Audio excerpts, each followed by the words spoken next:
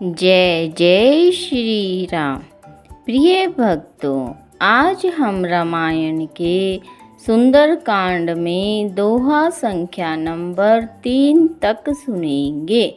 इन दोहों और चौपाइयों में बताया गया है कि हनुमान जी किस प्रकार लंका में जाते हैं और वहाँ की सुंदरता, वहाँ के बाजार, वहाँ के बगीचे देखते हैं। इन सब का छंदों के द्वारा बड़ा ही सुंदर वर्णन किया गया है। तो आइए अब हम सभी आनंद उठाते हैं रामायण की इस कथा का। जय जय श्री राम। कथा प्रारंभ होत है, सुनो वीर हनुमान, राम लखन और जानकी सदा करे कल्याण। जय जय श्री राम।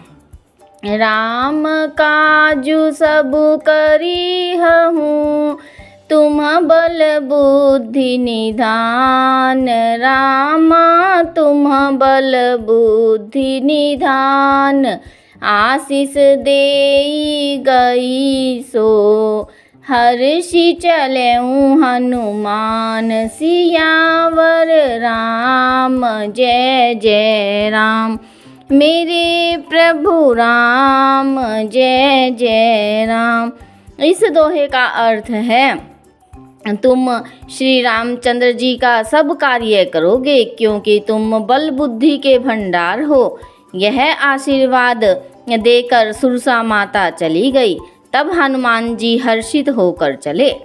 निशिचरी एक सिंधु महु रही, करी माया नभु के खग गही। जीव जंतु जे गगन उड़ाही, जल बिलो की तिनके परिछाही।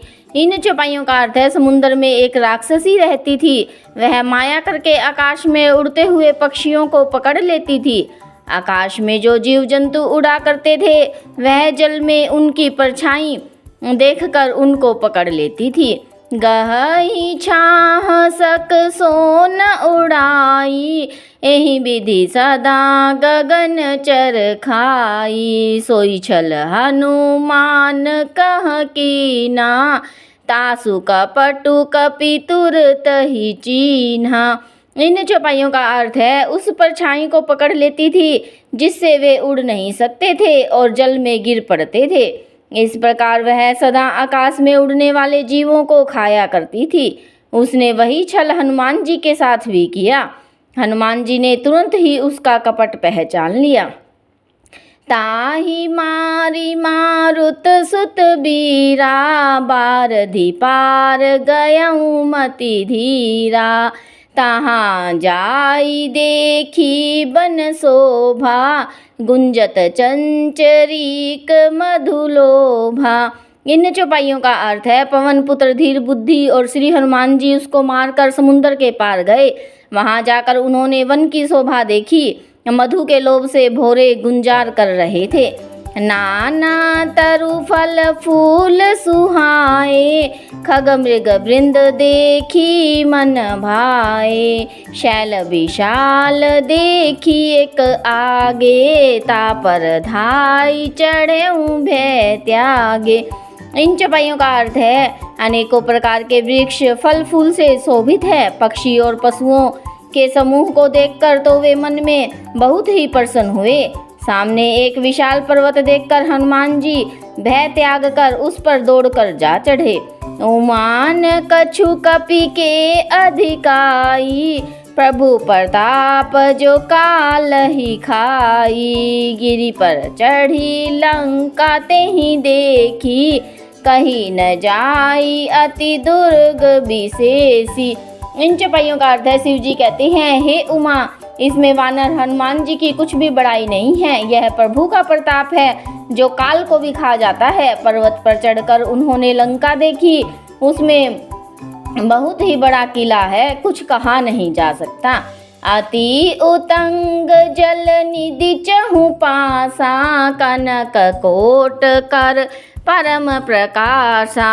इस चौपाई का अर्थ है वह अत्यंत ऊंचा है, उसके चारों ओर समुद्र है, सोने के परकोटे का परम प्रकाश हो रहा है।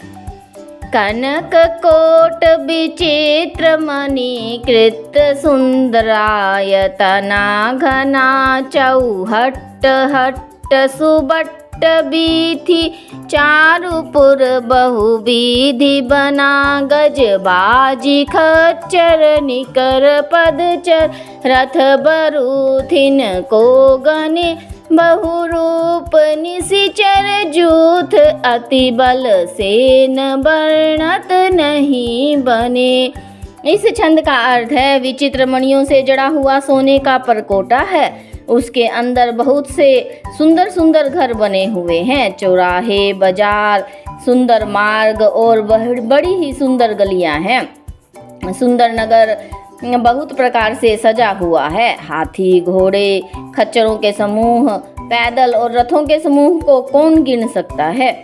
अनेक रूपों के राक्षसों के दल है, उनकी अत्यंत बलवती सेना का वर्णन करते नहीं बनता। वन बाग उपवन बाटिका सरकूप बापी सोहि नर नाग सुर गंधर्व कन्या रूप मुनि मन मोह कहूँ माल देह विशाल सेल समान अति बल गर्ज ही नाना अखार न बिरही बहुविधि एक एक न तर्ज ही।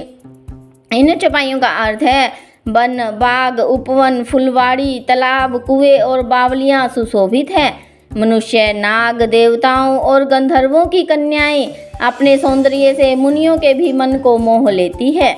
कहीं पर्वत के समान विशाल शरीर वाले बड़े ही बलवान मल्ल गरज रहे हैं, वे अनेकों अखाड़ों में बहुत प्रकार से भिड़ते और एक दूसरे को ललकारते हैं। करी जतन भट कोटि बिकट तन नगर चहु दिशि रचहि कहूँ महिष मानुष धेनु खर अज खल निशाचर भक्षहि एहि लागी तुलसीदास इनकी कथा कछु एक है कही रघुबीर सर तीरथ शरीर नित्यागी गति पहही सही। इस छंद का अर्थ है भयंकर शरीर वाले करोड़ों योद्धा यत्न करके नगर की चारों दिशाओं में सब ओर से रखवाली करते हैं। कहीं दुष्ट राक्षस भैंसों, मनुष्यों, गायों, गधों और बकरों को खा रहे हैं। तुलसीदास ने इनकी कथा इसलिए कुछ थोड़ी सी कही है कि ये निश्चय ही श्री रामचंद्र जी के बाण रूपी तीर्थ में शरीर को त्याग कर परम गति पावेंगे।